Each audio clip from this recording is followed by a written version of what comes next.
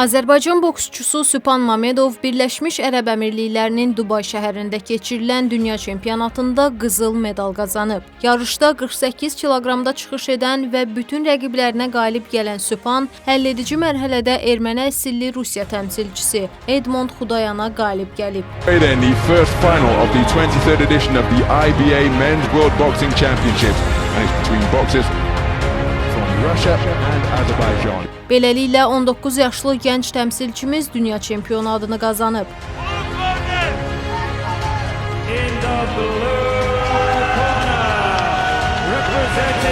Subhan Mamedov lets out a battle cry of delight at having been declared a split decision victor. Qeyd edək ki, ölkəmiz dünya çempionatında 11 boksçu ilə təmsil olunub. Sübhan Mamedovla yanaşı daha iki idmançımız Alfonso Dominguez və Məhəmməd Abdullayev bürünc medal qazanıblar.